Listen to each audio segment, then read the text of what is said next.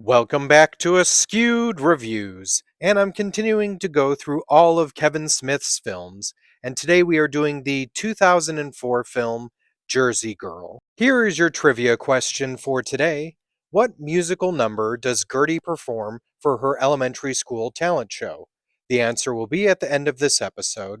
So in our film, we meet Ollie Trinky, who has a pretty great life. He has a job that he really enjoys. He meets a woman, falls in love, and marries her, and now the two of them even have a child on the way. Things could not be going better for Ollie.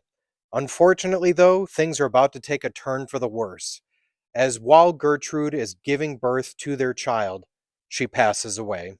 So now it's just Ollie, his daughter, and his father, Bart. Ollie knows nothing about being a single parent, but he does know how to do his job, so he ends up putting all of his focus into work and leaving his daughter primarily with his father. That is, at least until his father gets fed up with it and forces Ollie to watch his child. This, of course, happens on a day where Ollie is not only stressed but has one of the most important days of his life, and it all falls apart. So Ollie ends up losing his job and then goes to work with his father in the sanitation department. The good thing that now comes out of all of this is he now makes his daughter his priority. We now skip ahead quite a few years to where Gertie is now in elementary school and Ollie is still part of the sanitation department. Year after year, Ollie keeps wanting to get back into his old position of being a media publicist. So will 7 years of being a father ever be enough for Ollie? And will he ever let someone back into his heart? This movie was written and directed by Kevin Smith. Smith's original concept for the film was that it was going to take place in the 80s. His inspiration for the film was his own experience as a father with his daughter Harley Quinn Smith. The movie, however, had a few issues going against it when it first released.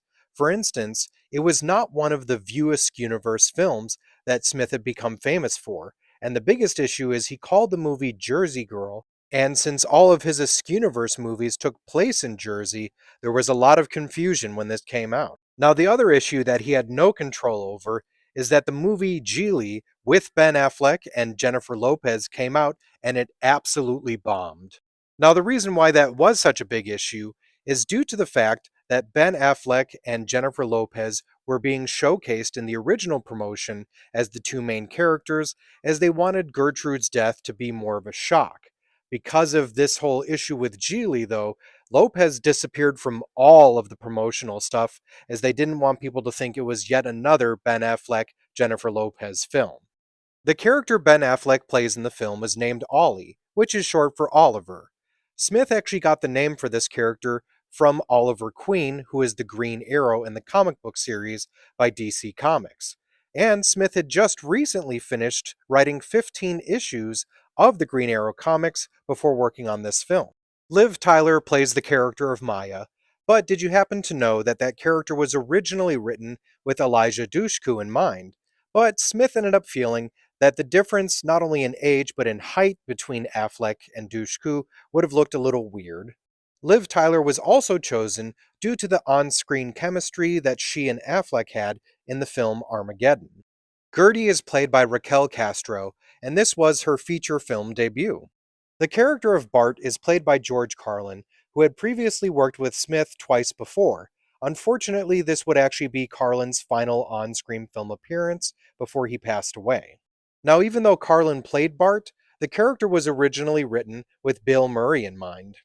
Gertrude is played by Jennifer Lopez, but it was written with Joey Lauren Adams as the character. The reason why Smith didn't end up going that direction is because he didn't want comparisons to Chasing Amy, which Adams and Affleck appeared in previously. Jason Biggs plays the character of Arthur Brickman, and apparently it was destined to be a Jason playing that character, as Smith originally was going to have Jason Mewes do it, but due to his substance abuse issues, he wasn't allowed into the film. And then next he looked towards Jason Lee to do it, but he then ended up having Jason Lee play one of the executives instead. The other executive was played by another one of Smith's common collaborators, Matt Damon. In the film, the celebrity that Ollie ends up badmouthing is Will Smith, but originally they did want it to be Bruce Willis. Now they couldn't come to an arrangement on a deal, so they ended up not going that direction. Two other actors that make their first appearance in a Kevin Smith film are Stephen Root and Mike Starr. Now, Root would actually go on to appear in a few other of Smith's projects, but this would be the only time that Smith and Starr would work together. Matthew Mayer, who had a brief cameo in the film Dogma as a bartender, has a brief cameo in this film as a delivery guy. An actor that appears in pretty much everything Kevin Smith has done, Ernest O'Donnell appears as one of the members of the press. Another actor that's appeared in a few of Kevin Smith's films, John Wilyoung, who plays one of the townies.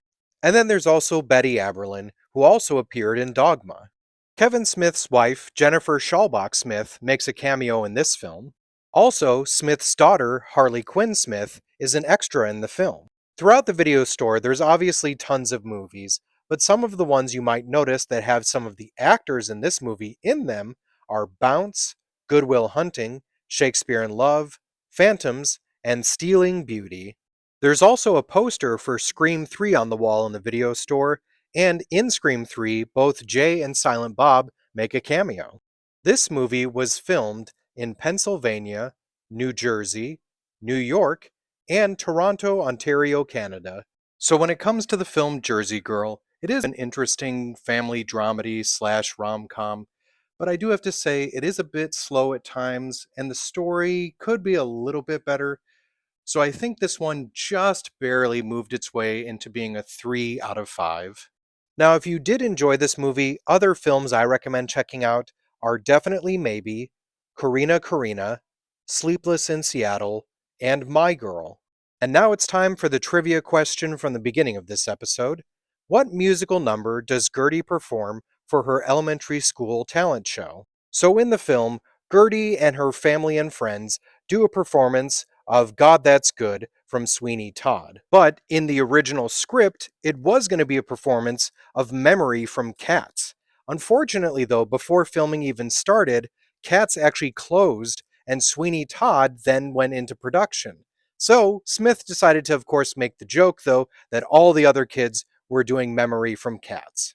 I hope you enjoyed this episode of Askewed Reviews, and if there's a movie you'd like to see get a review, just mention it in the comments.